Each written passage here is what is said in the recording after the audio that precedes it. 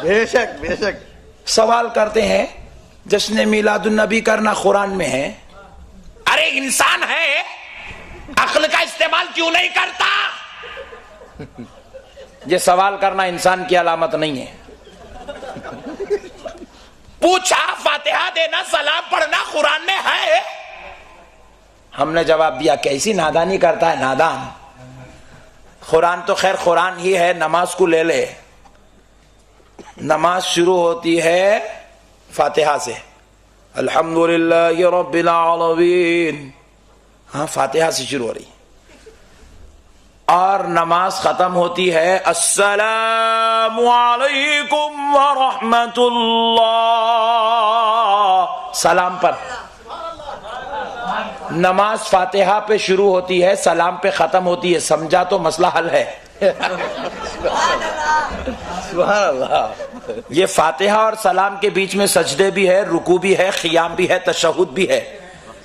अगर कोई रकत नहीं बांधा, सूरे फातिहा नहीं पढ़ा, अलिफ लाम मीम से पढ़ के वन्नास तक पूरी पढ़ लिया, तो पीछे से मौदन साहब बोलते कबूल हुई च नहीं।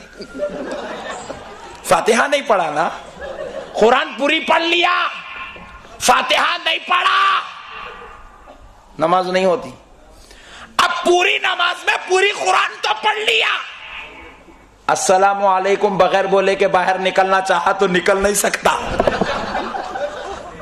पॉइंट नोट किया जाए, खुदा का बनाया हुआ कानून है। रब ने ऐसा कानून बना दिया, कहा सजदे बीच में, रुकू बीच में, तशहुद बीच में, तस्बीहात बीच में, कुरान बीच में, फातिहा पहले सलाम आखिर में, ताकि नमाज फातिहा से शुरू हो और सलाम पे खत्म हो जाए। प्यारे बुजुर्गों और दोस्तों, कुर्बान जाओ, अक्ल होती तो हमारी तरह समझ जाता। एक मसला जहन में आ रहा है, सुना देता हूं। एक साहब बोले, मुल साहब आप लोग तो पूरे खाने को पैदा हुए। मैं नहीं समझा था कड़पा का माहौल इतना बेहतरीन है, आप लोग तो जिंदा कौम है। प्यारे बुजुर्ग और दोस्तों, अब शरारत में थी वो जुमले, तो मैंने भी मोहब्बत में जवाब दे दिया, जी हाँ मियाँ, खाना खूब खाना जन्नतियों की अलामत है। सुभान अल्लाह। अरे कामुल साहब, नई टेक्निक बयान कर दी आप। बोले जैसा सवाल वैसा जवाब, आप कुरान हदीस नहीं पूछना बीच में। बोले मुल साहब, अब तक तो हम सुने थे कि जो नमाज पढ़ता है वो जन्नत को जाता है, जो रोजे रखता है वो जन्नत को जाता है, जो हज करता है वो जन्नत को जाता है, और आप कह रहे खाने वाला जन्नत में जाता है। तो मैंने कहा बेशक नमाजी, आबिद, जाहिद, मुत्तकी, परहेजगार तो जन्नत में जाएंगे, साथ में खाना खाने वाले 11वीं का खाना, 12वीं का खाना, रजब के कुंडे, मेराज का खाना, शबे कदर का खाना, पूरों की फातिहा खत्म हो जाए तो फिर अपने दादा की, फुप्पा की, खालू की, मामू की फातिहा का खाना। ये जो लोग खाते हैं यही लोग जन्नत में जाते हैं। पूछे मुल साहब वो कैसा? तो मैंने कहा देखो, यहां तो नमाज पढ़ रहे हो, जरूरी है, मगर जन्नत में नमाज पढ़ोगे? थोड़ी देर सोचो, आप अकल वाले हैं, जवाब दे दिए। आप इंसान जो ठहरे, आप जवाब दे दिए, लेकिन वो जवाब नहीं दिया, तो मैं उसके जवाब लेने के लिए पूछा, जरा जन्नत की मस्जिद का नाम तो बोल। जन्नत की मस्जिद में जो खतीब साहब जुम्मे की नमाज पढ़ाएंगे, खुतबा देंगे, उनका नाम तो बोल।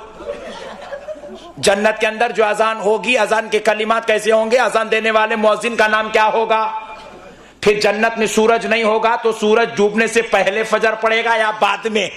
टेंशन में पड़ गया।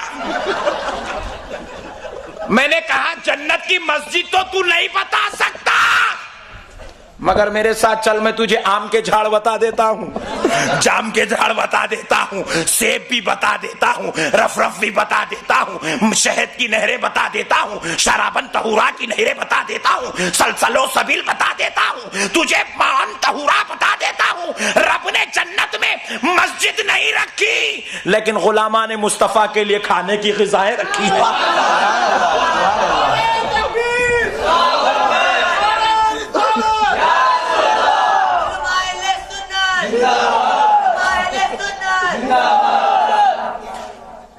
तो मैंने कहा इसीलिए हम लोग प्रैक्टिस करते हैं। हमारी किस्मत में खाना ही खाना लिखा हुआ है। दुनिया में भी खाएंगे, सरकार के सदक़े में खबर में भी खाएंगे, उनकी आले पाक का सदका उनके नवासों की निगरानी में जन्नत में भी खाएंगे। खाना है कि नहीं है भाई? तो फिर आप 11वीं की फातिहा घर में कल दिलाओ। जो दिला दिए गुड, जो नहीं दिलाए कल दिला दो। प्यारे बुजुर्ग और दोस्तों, दिलाते रहना चाहिए। सरकार का सदका खाते रहे, खिलाते रहे, इससे बड़ी बात और क्या हो सकती है। प्यारे बुजुर्ग और दोस्तों, अलगर्ज मैं अर्ज कर रहा था, हमारे प्यारे आका रहमतुल्लिल आलमीन सल्लल्लाहु ताला अलैहि वसल्लम का मकाम अल्लाह ने इतना बुलंद वाला, इतना अजमत वाला किया कि हमारे आका रहमतुल्लिल आलमीन सल्लल्लाहु ताला अलैहि वसल्लम की अजमत के सदक़े जाए। अल्लाह रब्बुल इज्जत ने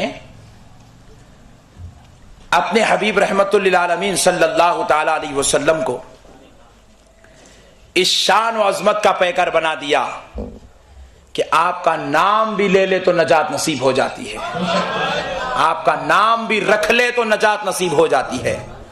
प्यारे बुजुर्ग और दोस्तों,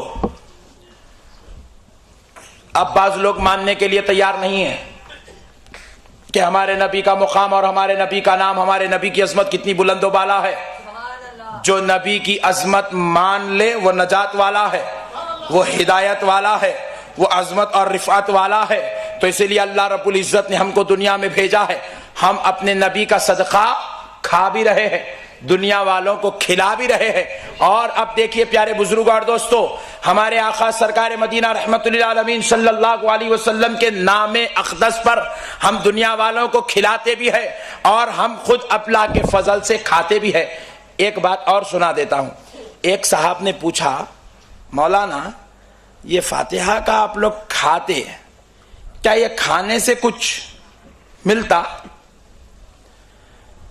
मैंने कहा भाई जरूर मिलता। बोले मुझे साहब क्या मिलता? तो मैंने कहा हमारे दादा हजरत के ताल्लुक से हमारे खानदान में यह बात बड़ी मशहूर है और हमने भी अपनी आंखों से देखा है।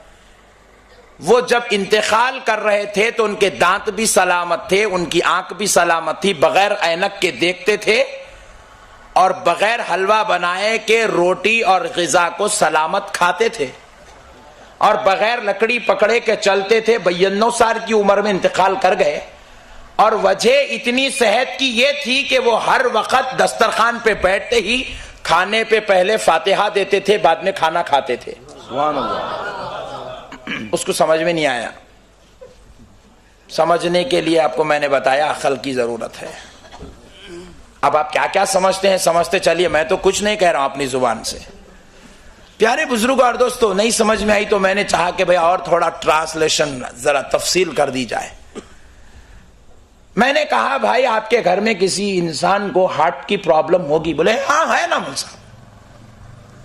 मैंने कहा किसी को कैंसर की बीमारी भी होगी, दूर दूर किधर ना कहीं कुछ ना कुछ तो होगा? बोले हाँ है। मैंने कहा किसी को किडनी प्रॉब्लम भी होगी? बोले जी हाँ है। मैंने कहा आपको भी कभी सर में दर्द हुआ होगा, आपको भी कभी बुखार आया होगा, कभी अलील थे होंगे? बोले बहुत जबरदस्त आमद साहब, अल्लाह का शुक्र है बच के आ गया। तो मैंने कहा जरा बताइए, जब आपके खानदान और कबीले वाले बीमार होते हैं, चाहे वो प्रॉब्लम हार्ट की हो या किडनी की हो या कैंसर की हो, तो क्या लेते हैं? बोले गोली। मैंने पूछा इतनी बड़ी होती है या इतनी? बोले इतनी। मैंने पूछा वो कौन सी कंपनी में बनती है? बोले जी पुल्ला रेड्डी। जी पुल्ला रेड्डी फार्मेसी में इतनी गोली बनती है, इतनी खा लिया तो हार्ट की प्रॉब्लम सॉल्व। पेट गैसेस से फूल गया, इतनी गोली डाल लिया पूरा नॉर्मल हो गया। अरे वाह। पुल्ला रेड्डी फार्मेसी में बनने वाली गोली को खुदा ने बनाया? बोले नहीं मौलवी साहब, डॉक्टर्स बनाते हैं। क्या बातें कर रहे हैं आप? बोले डॉक्टर्स जो गोली बना दे वो इंसान को रात में अगर खाकर सो जाए तो बीपी को नॉर्मल, शुगर को नॉर्मल, दिल को संभालते हैं, खून की दौरानी को बराबर करते हैं, कैंसर को बढ़ने नहीं देते। मैंने कहा नादान जरा सोच, जी पुल्ला रेड्डी फार्मेसी में अगर कोई डॉक्टर्स बैठकर एक गोली बनाते हैं, वो एक गोली अगर इंसान को संभाल सकती है तो पता ये चला कि काफिर डॉक्टर्स के हाथ में ये कमाल आ गया कि वो मरने वाले इंसान को बचाने की सलाहियत रख रहा है। एक डॉक्टर 5 साल का तालिबे इल्म अगर एमबीबीएस कॉलेज में गुजार ले तो उसमें इतनी खुव्वत आ जाती है, इतनी सलाहियत आ जाती है कि वो अपनी फार्मेसी में बैठकर जो गोली बना लेता है, जो कैप्सूल्स बना लेता है, जो टॉनिक बना लेता है, वो इंसान के लिए जीने का सबब बनती है। तो मैंने कहा नादान, फिर तो तुझे मानना पड़ेगा फातिहा का खाना शिफा का सबब है, क्योंकि जीपुल्ला रेड्डी फार्मेसी में किसी काफिर का इल्म काम कर रहा है, यहां फातिहा में कुरान वाला इल्म काम कर रहा है, अल्लाह वाला इल्म काम कर रहा है, जन्नत वाला इल्म काम कर रहा है, मुस्तफा वाला इल्म काम कर रहा है। खुदा की जुबान से जो कलाम निकला वो अगर फातिहा पे पढ़ दे तो मुझे कहने दे अब खाने का दाना नहीं रहता, बल्कि गोलियों से ज्यादा असर वाला हो जाता है। नारे तकबीर, नारे रिसालत, उलमाए अहले सुन्नत। इसलिए प्यारे दोस्तों, फातिहा देने में शर्माना नहीं चाहिए। फातिहा देने में कभी नहीं शर्माना चाहिए, क्योंकि वह अल्लाह का कलाम है, उसके अंदर बरकतें हैं, उसके अंदर रहमतें हैं। सूरे फातिहा, पूरी फातिहा को तो छोड़ दीजिए, जल्दी में भी हो तो कम से कम सूरे फातिहा तो पढ़ लेना चाहिए। सूरे फातिहा के 20 नाम मुफस्सिरीन ने बयान किए, 20 नाम, कि इसको सूरतुल फातिहा भी कहते हैं और सूरतुश शिफा भी कहते हैं, कि ये फातिहा वाली सूरत किसी खाने पर पढ़ी जाए तो खाना शिफा बन जाता है। प्यारे बुजुर्ग और दोस्तों, किसी शय पर पढ़ दी जाए तो वो शय शिफा बन जाती है। अगर किसी में बरकत के लिए दुकान की ओपनिंग हो रही है,